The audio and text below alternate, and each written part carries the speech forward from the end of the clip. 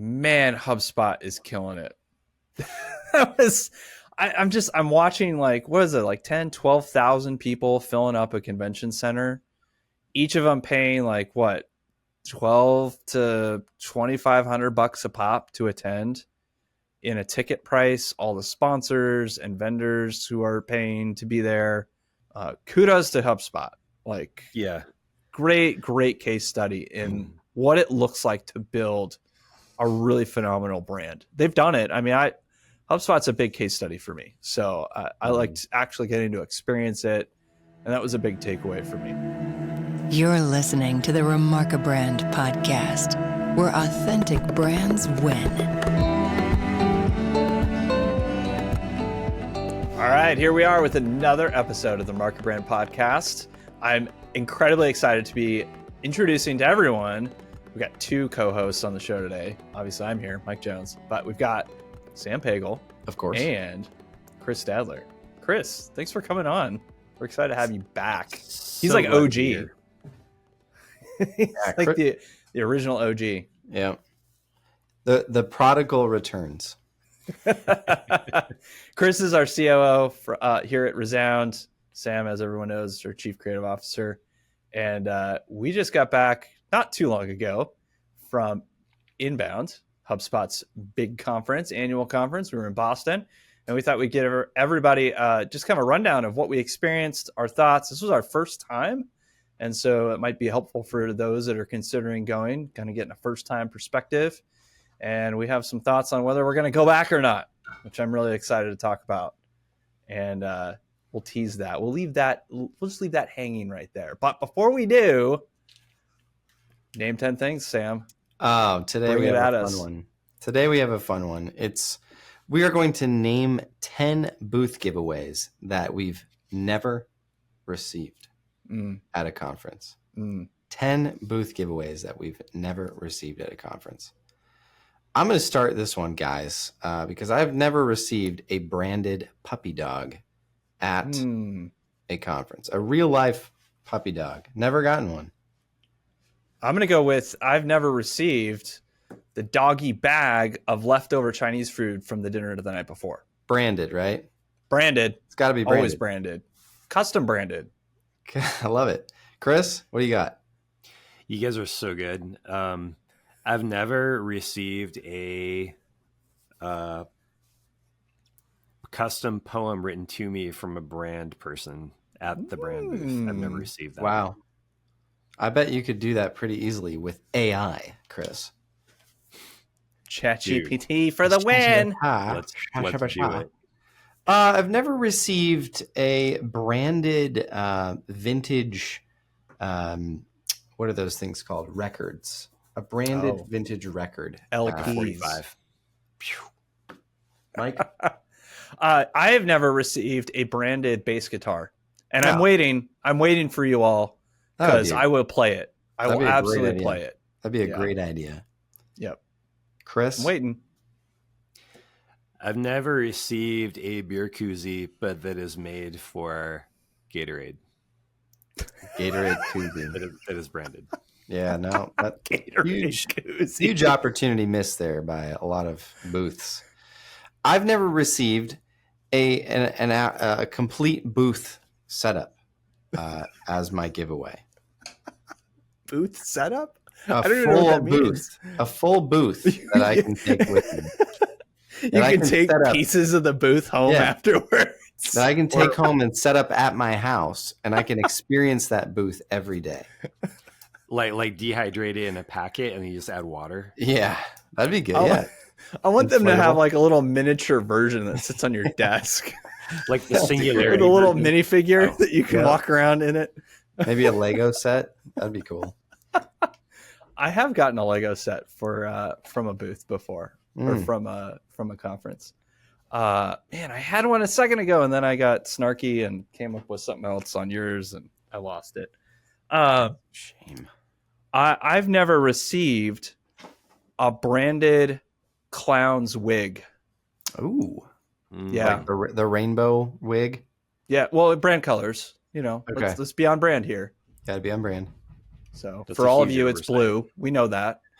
Yep. for every firm. I have never received a basket of branded wax fruit from a booth before. Wow. Those are like the little fruits that you see in the model homes. Is that what you're talking about? Yeah. Yeah. You pick them up and you're like, this is too light to actually be fruit. That'd be really cool. Yeah. And So then bite it. you stop chewing on it after a couple minutes. I've never received a branded 75-inch plasma television from a booth. They always have them, but they're never giving them away. So real shame. I did that once at a conference. We had like TVs that we bought for the conference, and we raffled them off at the end. That's right. I remember that. That was fun. That was cool. Yeah, let's get rid of this crap. I've never received bonus. A branded brand. Wow. That I can heat up and put on my pancakes. You thought I was going to say something worse, didn't you?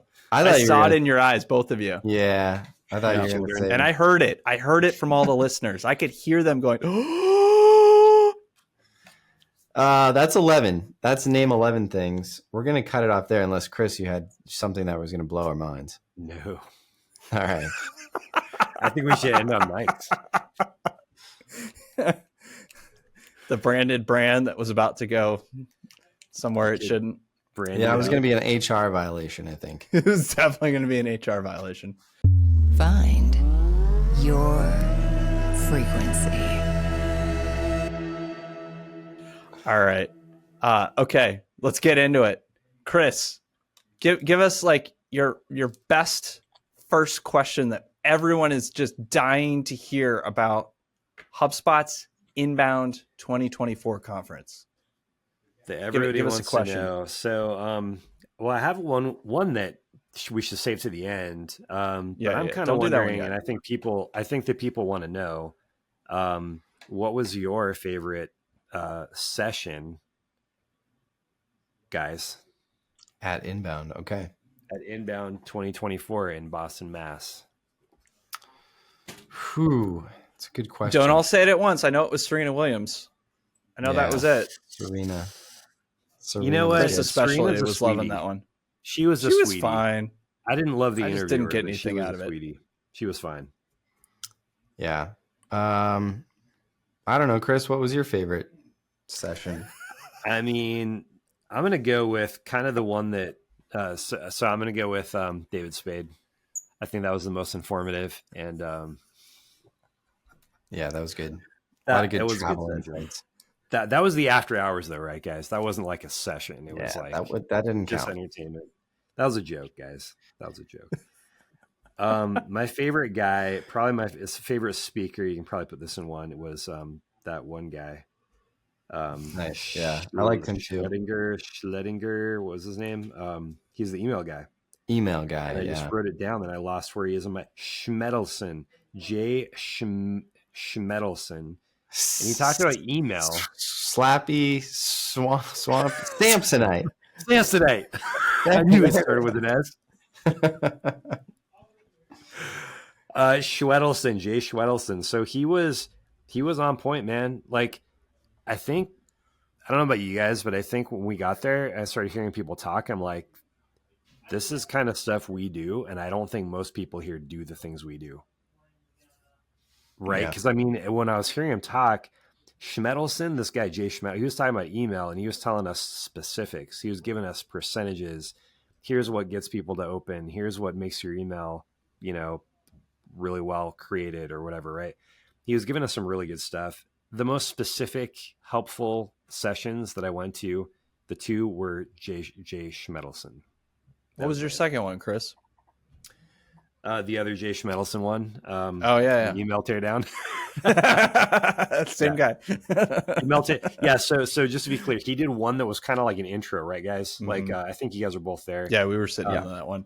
Gave us some really good stuff, and then I signed up for one, like an email teardown, and they actually got specific and went through and took email campaigns and just tore them down and just said, "Here's what's wrong with them," and that was really interesting as well. That's cool. I think that was one of the few like tactical sessions that actually had kind of usable information, and that's just speaking for us at Resound and our clients. But to your points, Chris, it was it was a good lesson for me. Not that I do a lot of speaking, but like, hey, if I'm gonna be speaking in front of a bunch of people, like, give them stuff that they can use. Give them stuff that they can write down, take notes on. He shared the deck afterwards. So many things that you can go back immediately start implementing those in your your email marketing for his topic. And that was really cool. And he was a good personality, very high energy. Threw a lot of jokes and a lot of stuff in there that kind of made it fun and engaging.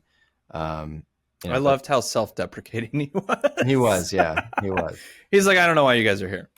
Sorry for this slide. But there were a lot of people there. It was standing room only. Oh, dude, it was packed. Because I the way that it was titled, caught our attention was it was very tactical, right? It was like, oh, we're going to go to the session and we're going to learn how to like make our emails better, our email marketing, and that's exactly what he delivered. So yep, that one was good. I like that practical one. I had two actually that were highlights for me.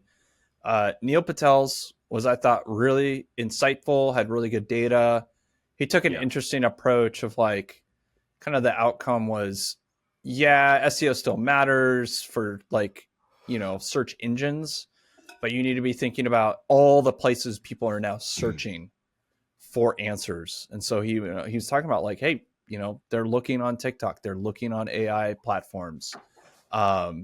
There's a lot of other places you need to be considering, and where do those places aggregate data, especially with AI? Be thinking about how you're creating content that is going to get aggregated into AI engines so that you can be found, which is an interesting approach when you consider, like, I'm hearing a lot of conversations around the fear of AI getting all of your content and basically just amalgamating it, and then you lose the value of it. And he's like kind of taking the opposite tack of like, well, but that's actually a way to get found. So I thought that was really interesting. He had some really good just data points on that. The other one that was really fascinating to me, just as a brand guy, LinkedIn, they had their own presentation on a bunch of data they've done through studies on their platform around advertising and what's working for brands that are advertising on LinkedIn, particularly around like video ads. So they had a lot of data on like watchability, how many people bail within like the first like 2 seconds, 3 seconds, using unique soundscapes, music, using mascots and characters in your ads. And these were all B2B ads. So it was like really interesting to kind of see how even B2B can use these like what are probably considered more like B2C principles in their advertising and leverage those to build their brands and build awareness, but also memorability. They were really focused on that. So that was a highlight for me of the sessions that I went to. I'll be honest, there were a lot of sessions I didn't get anything out of. So I don't know if that's your next question, Chris, but what's your worst, guys? What's the worst? And I don't know. I'm going to name names unless you guys, I'm just, you can edit me out, but name away.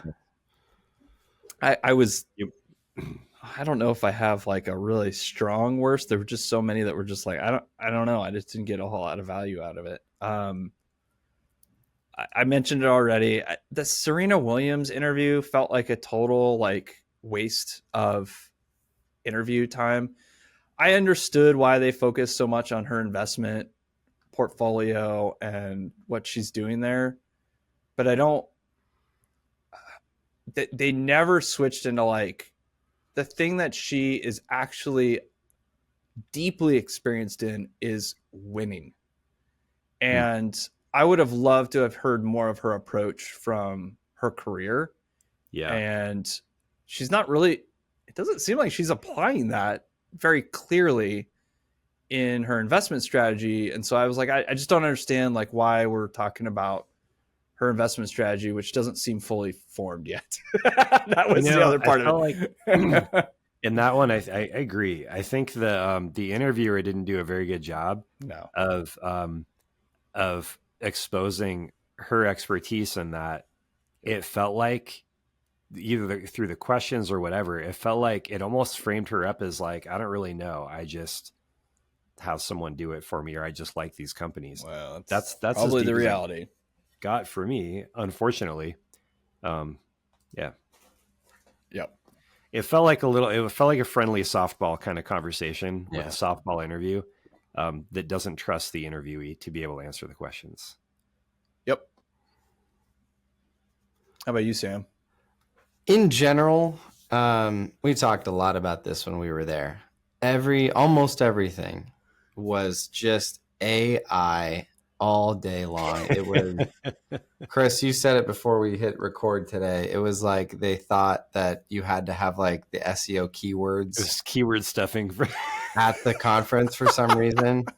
And it wasn't just the sessions. That was like, every booth was like, we love AI this, AI this. And to the point where it was just like, everything here is just the same. It's just, oh, wow, AI. And so there was just a lot of sessions that were, there was even like on the main stage with HubSpot. I get it. They were really excited about their new AI tools within HubSpot. And that was kind of probably what set the stage for everybody else to talk about that. But it was kind of like, I remember saying, like, walking around, if there was a booth or a session that was like, just like, we're not going to talk about AI or don't even mention AI, I'm like, I'll go to that one. Cause like, that would be the only thing that really stands out here. And I think part of the reason why, Chris, you and I think talked about this, the email guy, Samsonite, he, poor guy. No, he actually was like, hey, you need to be careful with the AI stuff that you're putting out. And he was putting parameters around it. He's like, people understand it now. They know when they see it. Don't do it. And I was just like, oh, somebody just said, don't use AI. Like, yes, let's go. Let's get some more of that. So in general, it was just kind of like, it was just, everything was just stuffed with AI, to the point of like, Mike, I think I felt the same way as you. Like, a lot of things were just like, I don't know what to do with this. You're just telling me about AI and stuff and all this jazz. It was like, there's no payoff. It was just a bunch of like talking about AI, and then they proceed to tell you the next obvious use case for AI, which is like a little bit in their platform, or they weren't clear about it. Like with HubSpot, I kind of felt like, okay, yeah, that's the next obvious use case for AI. It's not surprising, not interesting. It's just kind of what we should expect probably at this point. Yeah. I think a larger takeaway for me in that vein was AI is trendy. It's a buzzword. We'll see if it's got legs to last. I think it might. And I see, with all of our friends in the accounting world, we see that some firms are starting to leverage that as like even a positioning, right, for their firm. Yeah. I do think that if you have a really strong point of view on AI, regardless of what that point of view is, but if you have a really strong, clear, interesting point of view, I think you can leverage that and really make an impact in your industry or whatever whoever you're working with. So I took that away as kind of a call to action to us, is like, we need to have our own really strong point of view on AI. And start publishing on that and talking about it and really making that clear in the marketplace. Because I think there's all this, we saw it, there's all this talk about AI, but not really clear points of view. And so I think there's an opportunity for anybody, any firm, any industry, to start creating your own unique point of view. And you will actually have some success with that, I think. So that was kind of a good kick in the pants for me. Also related to AI, there was an underlying like anti-AI current. It was not real defined, but I heard it in a number of talks. I think the email guy was one. There was another interview with chief design officer, I believe, from Canva. And while nobody was going to come out right and say like, oh, AI is the worst thing ever and it's going to destroy our world. Nobody was saying that. But I did hear an underlying current, and I've heard this in other places too, beyond inbound, that there's a lot of fear around AI. And it's still there. I think there was a lot of fear right up front from a lot of industries, a lot of professionals. I think if you are at all in like creative professional world, if you are in software development, if you are in like even to some degree marketing, if you're doing tactical marketing, I think you need to be like a little bit concerned, because I think AI is going to do a lot of the things that these people do. Yeah. And if I don't know what the answer to that is. I just am sensing a lot of fear.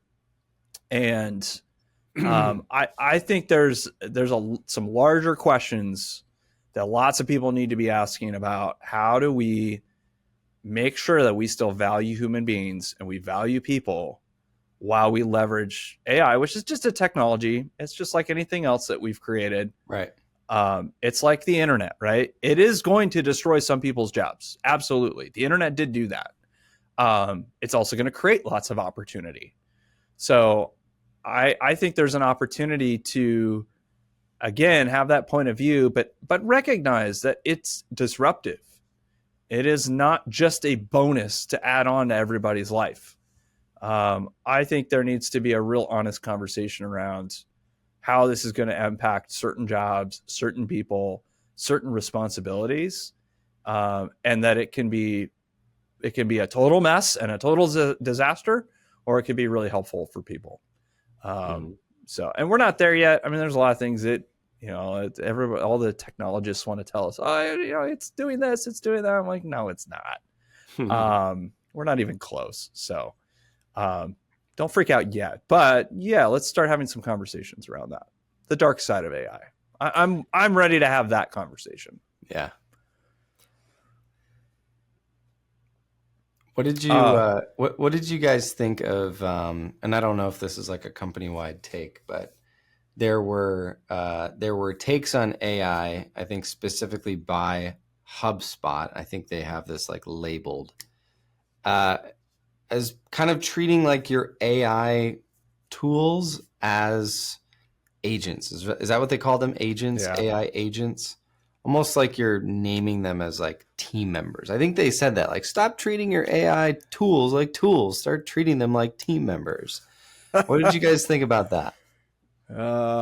Yeah, I mean, it kind of makes sense, because you give one, like just think about how you ask one.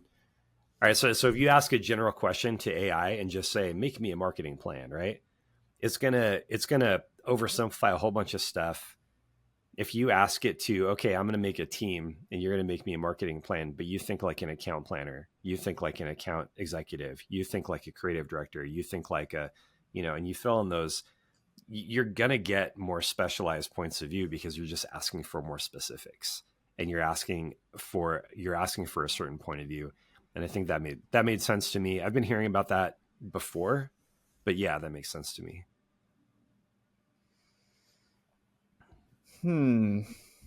AI as a person or as a member of your team. I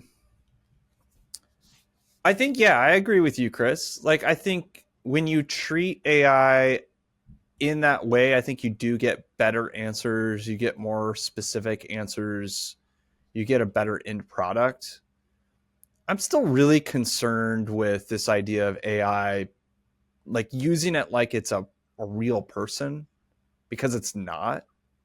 And I think it puts some like assumptions on the relationship that are wrong. One, like going back to my other point, is like it makes this assumption that it can replace somebody, basically. Yeah. And one, I just haven't seen that. And two, I think it it puts it in a position that it does not actually have the capability to like do. Like there's a level of like asking questions back and reiterating things, thinking independently, making connections between disparate ideas that everyone at some level has the capacity for as a human being that AI does not have. And so like, I think full replacement, like thinking is wrong. I really, and this might just be a philosophical thing for me, AI should be a tool. It is a tool. It's a tool in your toolbox, but it must be used by a human being. And it must be accountable to that human being in how it's used. Like, I think treating it like it's its own person is just going to lead to a lot of issues. Yeah. So like it'd be similar to saying like, you know, and this gets into a much larger conversation, much bigger than marketing, but like, you know, your car is driven by AI. Let's say you're in a car being driven by AI. Who's responsible when that car crashes and kills someone? Right. And I think if we treat AI as a person, we will assume that the car itself is responsible. And that is not true. There is a person responsible for that, whether that's the designer who worked on that product, whether it's the company that owns the AI engine, whether it's the individual owner of that physical car, right? Now we're gonna have to figure that out. But like that car is a tool. That AI engine driving that car is a tool. It's an extension of another human being. I don't think you can obfuscate that responsibility back onto AI. And I think that's the danger I see in like this agent type kind of methodology. And yeah, so I like the word you use, Mike, accountability, because there's always this temptation to take the easy route, right? Put something into ChatGPT, put it into Claude, and call it a day. And we're starting to see that doesn't work, and that is now producing stuff that people are already starting to recognize. We're only a couple of years into this, and people are already starting to read something and say, AI, I'm not interested. Don't want to. Like, nobody created this. I'm not. Why would I want to be interested in this? And there has to be that accountability. There has to be that, I won't call it a safety net, but just like, you have to still curate that. You have to get in there and edit that. You need to be accountable to it. You do. Like, the moment I realized that was, I think, probably about a year ago. I was like, oh, I've got just a couple, numbers that I want ChatGPT to add up. I was like, can you add these up for me? I just need the total. And it could not get it right. Like 5, 6, 7 times. I'm like, that's incorrect. Oh, I'm sorry. Yes, here's the right answer. I'm like, no. So I put it into a calculator. I'm like, this is the right number. You can't get to it. I was like, okay, I can't trust this. I can't just put inputs in and copy and paste the outputs and put that out. So I think, to your point, Mike, like, it is a tool. I think if you learn to communicate with the tool in the right ways, it's going to produce better results for you. But ultimately, you are the user of that tool. That is not a autonomous, free-thinking thing that you can say, go do all these things, and it's going to go do all of them without any oversight. So I agree. It lacks point of view. And especially getting back to branding, if we're interested in authentic branding, we're also interested in, what makes our clients different, what makes them uniquely, authentically different. And so how can we can use AI for research. We can use it to remind us stuff, details, things like that. But we still have to be able to bring that moral and that meaning, that point of view to things, and then make sure that point of view is reflected across all the brands, things in their thinking. How do we teach people how to think about a topic like accounting or something like that, right?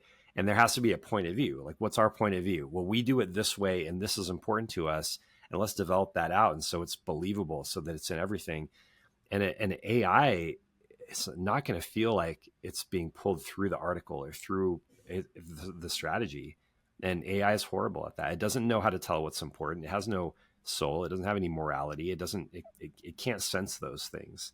Those are things that a human has to own. Yeah, it's a regurgitator, right?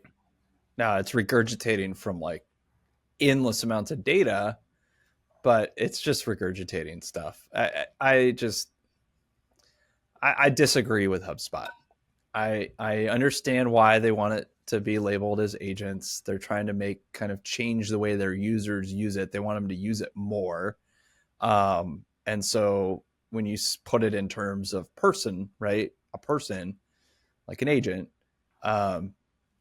maybe you get a better outcome, you get a better product, maybe a little bit, or you get higher adoption rate. I also I am not convinced that is a good business strategy. I don't think when we get 5-10 years down the road, if AI is still as big a thing as it is now, I don't think it will be a separate person or an agent or a thing that we interact with. I think it'll be embedded in most of the technology we're already using today. Mm-hmm. And it won't be this kind of like text, like ask it questions, get answers back type technology. I think we're at the very, very, very initial phases of like how people interact. Essentially, it's like we have one user interface for this new technology. Just like for a long time, like, you know, we've had one interface for the internet, which was the browser. How often do people use the internet now without a browser? A lot, right? Because it's embedded into other platforms, other technologies. Think about how many times your phone pings the internet, right, in order to get and transmit data, and you are not in a browser, right? You're on a phone, first of all. You're not on a laptop. You're not on a desktop. You're not on a tablet. There's lots of different devices. And then you're using apps, right? The apps are the new kind of interface. And so I think like we're still on this like very nascent phase of the interface of AI, which is this text chatbot. Mm-hmm. And that's the paradigm that everyone's operating from. And in a text chatbot, it feels like a chatbot, which is a kind of an amalgam, you know, or an analog for a person, right? It's an avatar for a personal assistant. I think that's going to change. Yeah, the reason I agree with, I think I agree with HubSpot in that sense, only because I'm giving them the benefit of the doubt that when they're talking about agent, they're not saying people. They're saying they're using the technical sense, which would mean like we're just calling them agents because they need a label and they do this thing. They serve different functions on a robot team, right? Yeah. And so I'm using that definition, but yeah, I agree with everything you're saying. The Remarkabrand podcast is a project of Resound and is recorded in Gilbert, Arizona. You can find us on Twitter, Facebook, LinkedIn, and at remarkablecast.com. If you'd like more episodes, subscribe on iTunes, Stitcher, Google Play, or wherever you prefer to get your podcasts. To contact the show, find out more about the Remarkabrand podcast, or to join our newsletter list to make sure you never miss another episode, check out our website at remarkablecast.com. Copyright Resound Creative Media, LLC.